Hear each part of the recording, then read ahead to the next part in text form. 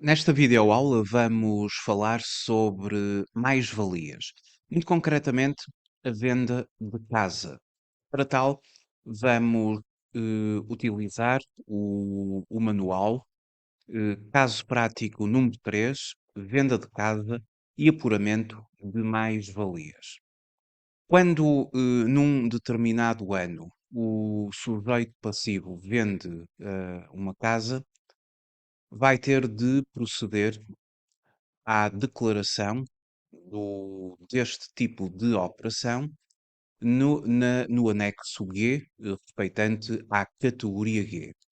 Estamos a falar de eventuais mais-valias, mais ou menos valias, muito concretamente, a alienação onerosa de direitos reais sobre bens imóveis, matéria contemplada, conforme na própria declaração de IRS é referido, no artigo 10º, número 1, a linha A do Código do IRS. O sujeito passivo terá de mencionar aqui no quadro 4 o ano da venda, o respectivo mês em que vendeu, o valor da venda e os elementos respeitantes à compra daquele imóvel, nomeadamente o ano da aquisição, o mês da aquisição, o valor pelo qual foi adquirida e um conjunto de despesas e encargos com a respectiva operação de venda e aquisição. Já vamos falar sobre estas despesas e encargos. Ah, eventualmente, o valor de venda, o valor de realização, ele pode vir a ser reinvestido pelo sujeito passivo. Esse reinvestimento vai promover vantagens do ponto de vista fiscal, porque a mais-valia que poderá vir a ser apurada nesta operação, caso o sujeito passivo venha a proceder ao reinvestimento do valor de realização, o reinvestimento significará utilizar o valor de realização para a compra de habitação ou terreno para construção de habitação, terá de ser habitação própria e permanente do agregado familiar. E o reinvestimento deverá ser declarado, essa mesma intenção pelo reinvestimento deverá ser declarado no quadro 5 do anexo G. O reinvestimento do valor de realização em imóvel destinado à habitação própria e permanente. Só é considerado reinvestimento se efetivamente for realizado, ah, o valor de realização for utilizado na aquisição de um imóvel destinado à habitação própria e permanente do agregado familiar, do sujeito passivo, do seu agregado familiar. Essa intenção pelo reinvestimento vai ser realizada aqui no quadro 5 deste anexo G. Haverá um prazo para o reinvestimento, ele pode ser feito antes da alienação, portanto, marcando uma data de alienação, a data na qual o imóvel foi vendido. Nessa data, podemos reportar o reinvestimento aos 24 meses anteriores à data da alienação, ou então após a data da alienação, e aqui temos um prazo que poderá ir até 36 meses após a alienação.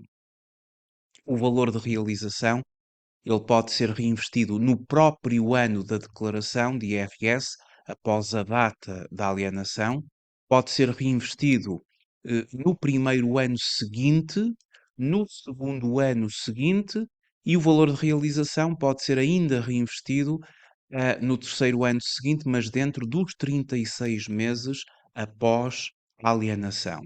Este é considerado o prazo para a respectiva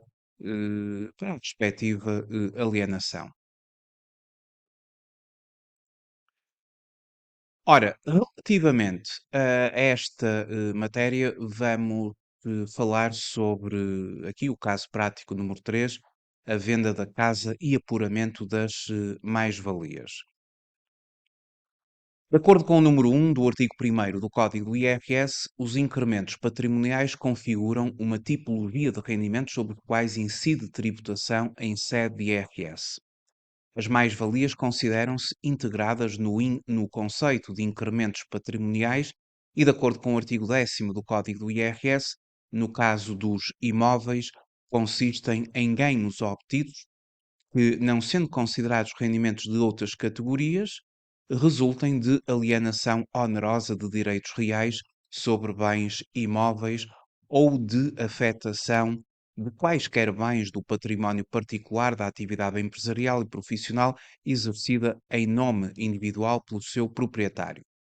Para determinar a mais-valia imobiliária e, portanto, o montante tributável da mesma, nós usamos a fórmula que está contemplada no artigo 46 do Código do IRS, a qual determina que a mais-valia ela será igual ao valor de realização, ao valor da venda do imóvel, menos, e agora um conjunto de itens que vão ser subtraídos ao valor de realização para se formar a mais-valia. Para o valor da aquisição. O valor da aquisição da casa, ele vai ser corrigido por um coeficiente de desvalorização da moeda quando entre a data da compra e da posterior venda decorrerem mais do que 24 meses, o valor da aquisição terá de ser atualizado, corrigido com o denominado coeficiente de desvalorização da moeda. Vamos também contemplar encargos com a valorização dos imóveis comprovadamente realizados nos últimos 12 meses e contemplamos também aquilo a que se denomina as despesas necessárias efetivamente praticadas inerentes à aquisição e alienação, bem como a indemnização comprovadamente paga pela renúncia onerosa a posições contratuais ou outros direitos inerentes a contratos relativos a esses bens.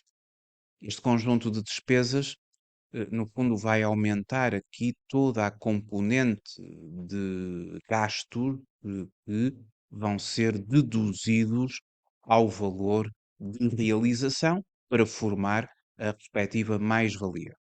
Forma-se uma mais-valia se o valor de realização for superior a toda esta componente que estou agora a sublinhar. Caso esta mesma componente venha a ser superior ao valor de realização, formar-se-á uma menos-valia. Podemos falar em mais ou menos-valia, tudo dependerá do que resultar aqui desta fórmula. Um exemplo prático para verificarmos aqui, muito concretamente, a aplicação desta fórmula e o contexto também dos reinvestimentos. Imaginemos que a Mariana vendeu no presente ano N o valor de 175 mil euros, uma moradia destinada à sua habitação própria e permanente que havia construído há 12 anos atrás num terreno herdado do seu pai. A referida moradia teve um custo de construção de 90 mil euros e foi inscrita na matriz o valor patrimonial de 120 mil euros. Com o produto da venda, a Mariana pagou o remanescente do empréstimo bancário que ainda tinha em dívida no valor de 25 mil euros e adquiriu uma segunda moradia para a habitação própria e permanente por 300 mil euros, tendo solicitado empréstimo a um banco no valor de 180 mil euros. Sabe-se ainda que pagou 5% de comissão a uma agência pela intermediação na venda da habitação. Ora bem, vamos aplicar a fórmula de cálculo. Esta operação ela deveria ser declarada da seguinte forma. O valor de realização é de 175 mil euros.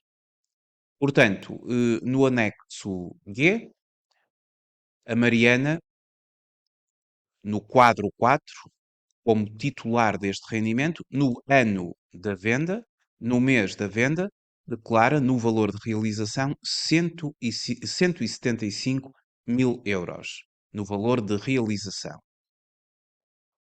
Quanto ao valor de aquisição, será considerado o valor patrimonial.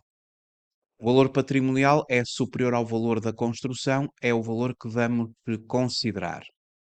Então, o valor patrimonial do imóvel, constituído então pela verba de 120 mil euros, seria declarada nos elementos da aquisição, o ano, o mês e depois o respectivo valor.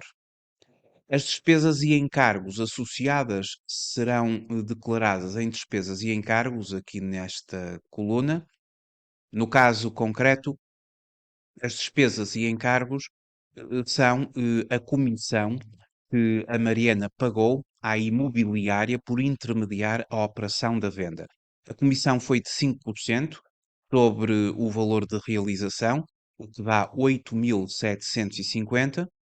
Então, esta comissão, como uma despesa e encargo, seria declarada aqui, onde estou a apontar este mesmo valor de 8.750. Ao consultarmos a portaria dos coeficientes de desvalorização da moeda que se aplicariam a imóveis adquiridos há 12 anos atrás e na base do ano N-12, chegaríamos a um coeficiente de 1,20. Portanto, os coeficientes de desvalorização da moeda terão de ser consultados na portaria que estabelece para aquele ano concreto para o ano N o coeficiente de desvalorização da moeda e depois vamos na portaria procurar ao ano que corresponde à aquisição. E, portanto, relativamente ao ano da aquisição, estabelecia a portaria um coeficiente de 1,2. O que vai determinar que a mais-valia seja o valor de realização, 175 mil euros, menos o valor de aquisição, que aqui é considerado o valor patrimonial, pelo qual está inscrita na matriz, vezes o coeficiente de 1,2, e toda esta componente é ainda adicionada das despesas que foram consideradas ao nível de despesas e encargos consideradas e, no caso concreto, da comissão paga à imobiliária. Ou seja, temos aqui toda a componente que vai subtrair ao valor de realização, portanto, o valor da aquisição, devidamente corrigido com o coeficiente de desvalorização da moeda que se aplica ao ano de aquisição, os encargos e despesas e tudo em conjunto, 175 mil euros menos toda esta componente, prefaz o valor de 22.250 euros. Este é o valor da respectiva mais-valia. Ora, o valor da venda foi superior a toda a componente de encargos, incluindo o valor da aquisição, e, portanto, temos 22.250 euros de mais-valia. Ora, havendo mais-valia, a mesma vai ser tributada e vamos agora definir as circunstâncias da respectiva tributação desta mais-valia.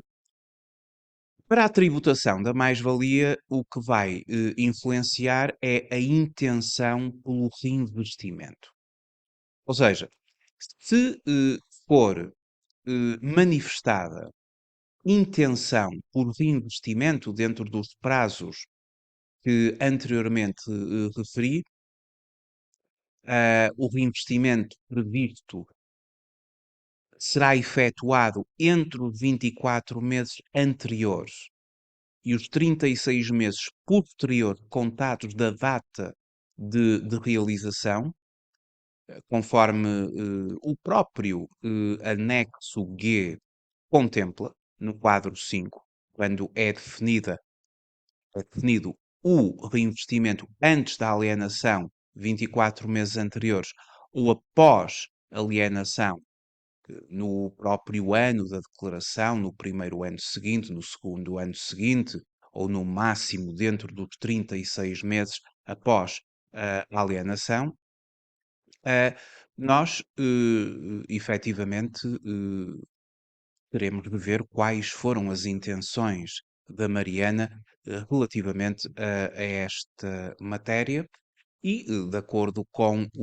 os dados, a Mariana quer proceder ao reinvestimento. O objetivo dela é adquirir uma segunda moradia para a habitação própria e permanente por 300 mil euros.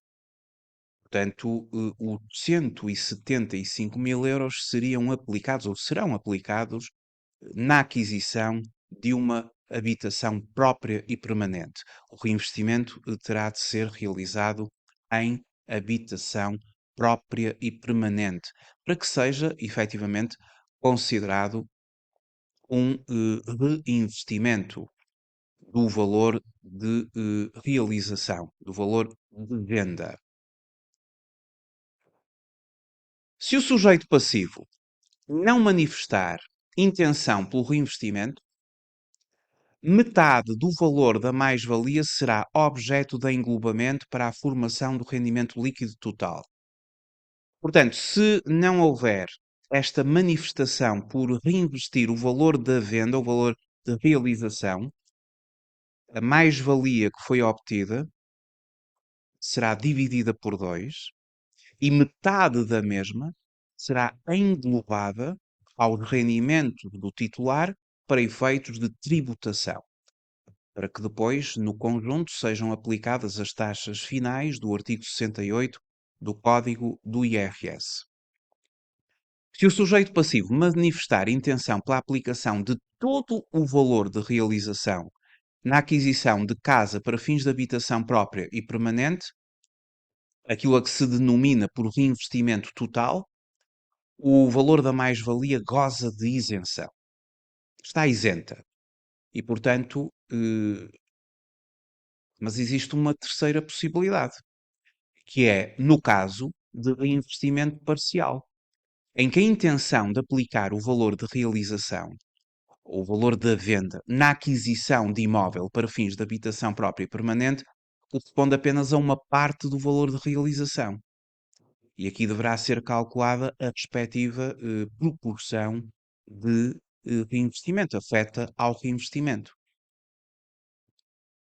O que acontece no caso da Mariana é que a Mariana tem aqui uns empréstimos também, isso será relevante.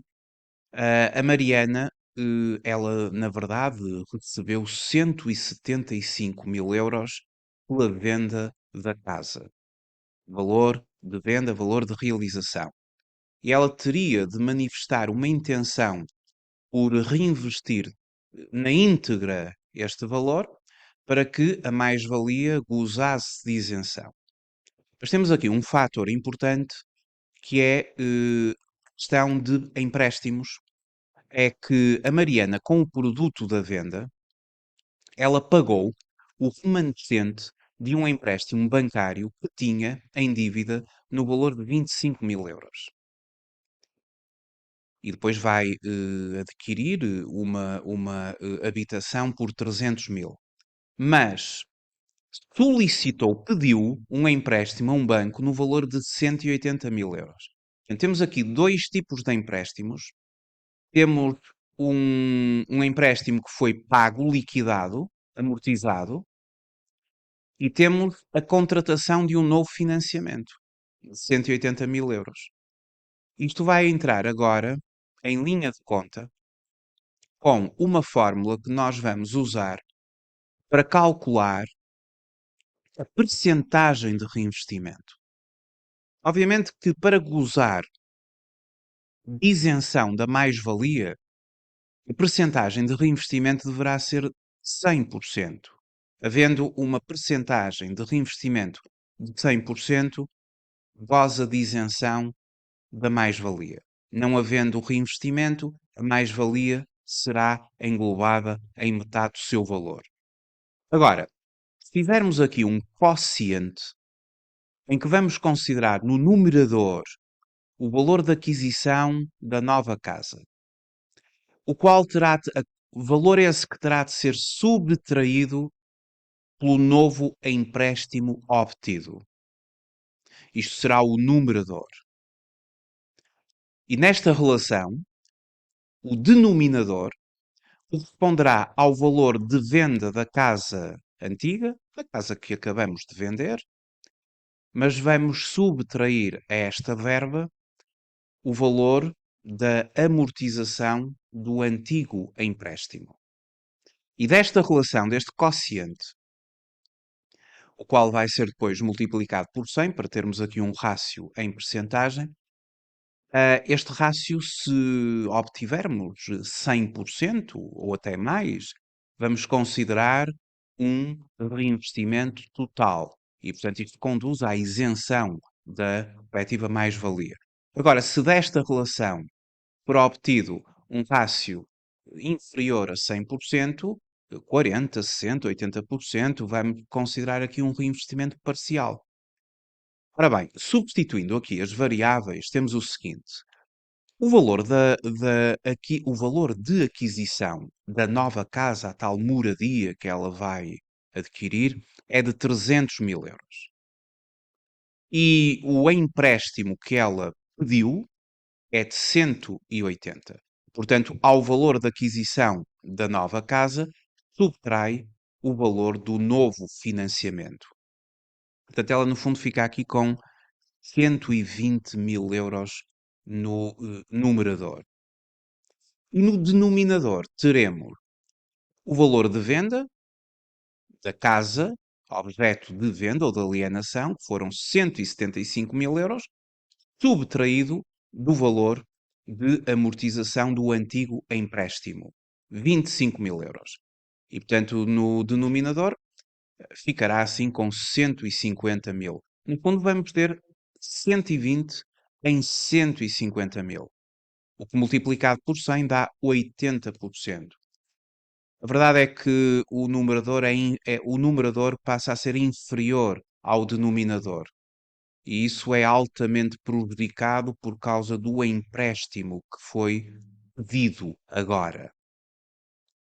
Uma vez que vai tirar um enorme valor à compra da nova casa, e fica apenas com um numerador de 120 mil euros. Para 150 mil, dá inferior a 100, dá 80%.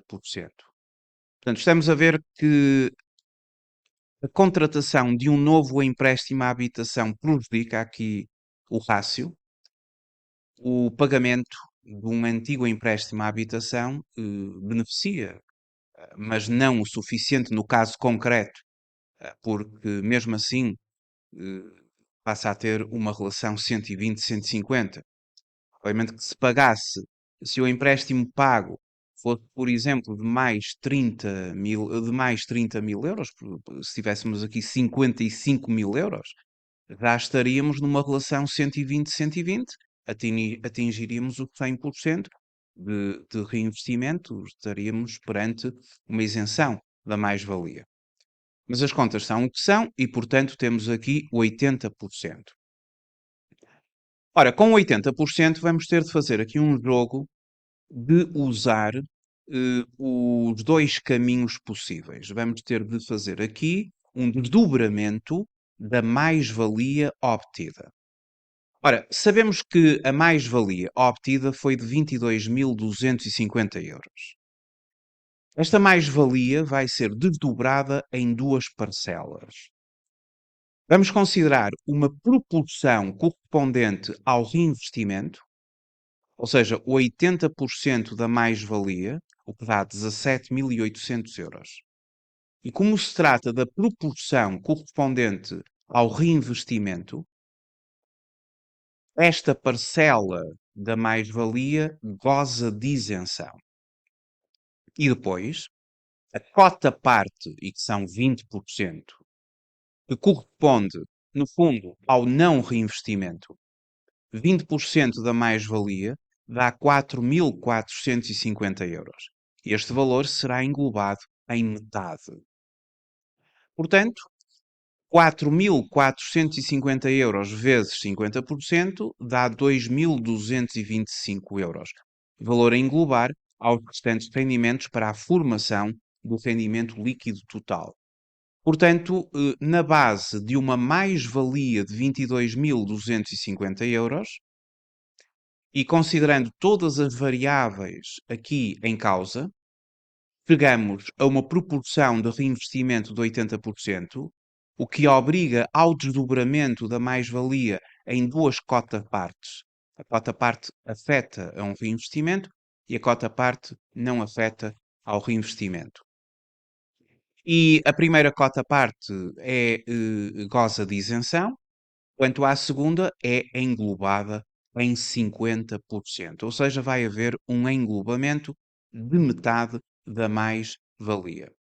Isto significa que esta mais-valia vai ser englobada aos restantes rendimentos, se os houver.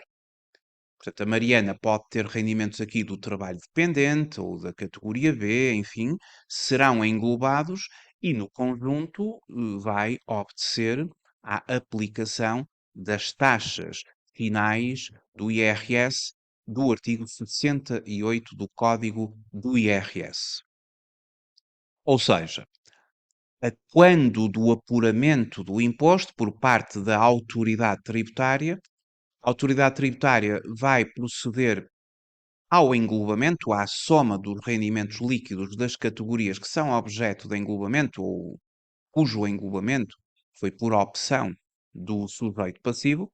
Estes 2.225 vão ser adicionados aos vários rendimentos, vai-se formar o denominado rendimento global líquido, depois virá a formar-se o denominado rendimento coletável, e esse rendimento coletável será enquadrado nas taxas do artigo 68 do Código do IRS. E aqui teremos de ver qual vai ser o calão do rendimento coletável da Mariana. Também terá de ser verificado se a Mariana é casada, sendo casada ou em união de facto se entrega a declaração separadamente, ou se opta pela entrega da declaração de IRS em conjunto, e ao optar em conjunto vai usufruir de um quociente familiar, ou seja, o seu rendimento coletável será dividido por dois, será integrado num determinado escalão e, portanto, poderá vir esse escalão a estar compreendido entre os 14,5% até aos 48%. Isso vai depender do conjunto global dos seus rendimentos. Caso seja casada e opte pela tributação conjunta, o rendimento coletável é dividido por dois, depois é enquadrado num escalão, aplicar-se-á a taxa, a parcela a abater, forma-se um rendimento coletável que virá a ser multiplicado novamente por 2. Ou seja, divide-se por 2, aplica-se a taxa, a parcela a bater, volta a multiplicar por 2 para se formar a denominada coleta do imposto. Se é não casada ou entrega a declaração em separado, não há divisão por 2, nem multiplicação no fim, portanto, aplica-se diretamente ali o enquadramento do seu rendimento, aplicar-se-á a taxa e depois a respectiva parcela a abater para determinar a coleta do sujeito passivo. Estas são as taxas em vigor para quem entregar a declaração modelo 3 em 2023, dos rendimentos de 2022. Esta será futuramente a tabela em vigor para 2023. Quem vier a entregar a declaração em 2024, temos aqui a atualização das taxas finais de IRS do artigo 78 do Código do IRS. Muito obrigado por ter visualizado esta videoaula e até à próxima.